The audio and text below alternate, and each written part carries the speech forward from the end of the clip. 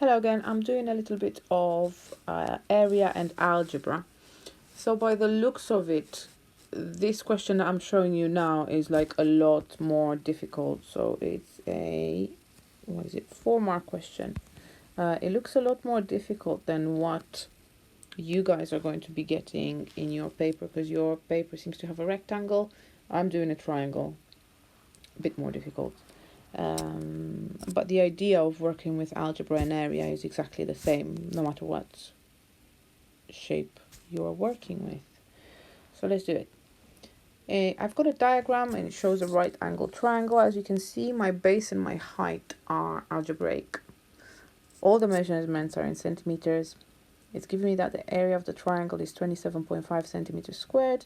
I want to work out the length of the shortest side of the triangle. We must show all our working out. So I'm going to start by remembering that the area of a triangle is base times height divided by 2.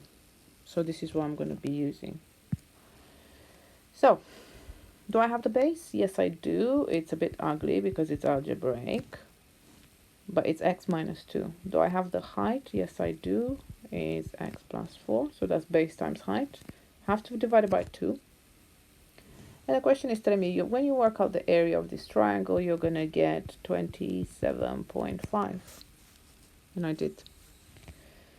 Now, let's solve this. Let's work out x, because that's the bit we'll need.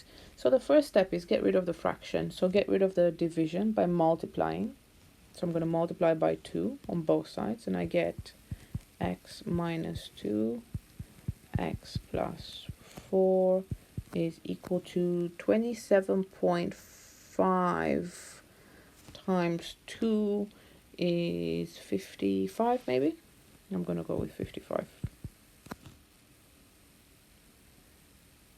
Okay, I need to expand this bracket now. So I'm going to say x squared plus 4x minus 2x minus 8.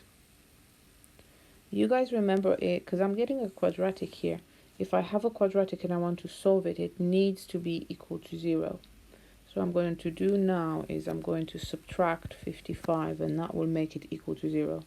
So I'm taking away 55 and I make it equal to 0. So I'm now getting that x squared plus 2x minus 8 minus 55 is minus 63 equals to 0. I can factorize this. So I'm thinking of two numbers that multiply to give me minus 63 and add to give me 2.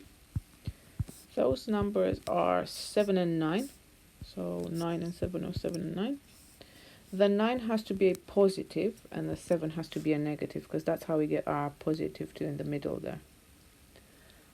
Now all we have to do is solve. So let's work out the possible values for x. So from the first bracket, I'm getting that x is equal to minus 9. From the second bracket, I'm getting that x is equal to positive 7. You've got two values for x. Which one are you going to choose? Hopefully you're going to be logical and you're going to think, well, I can't have a negative length, can I? It just doesn't work like that. So I'm going to reject this x equals to minus 9, and I'm going to choose that x is equal to 7. Once I've got this, I can answer their question. It says, work out the length of the shorter side of the triangle. This looks like it's the shorter side of the triangle.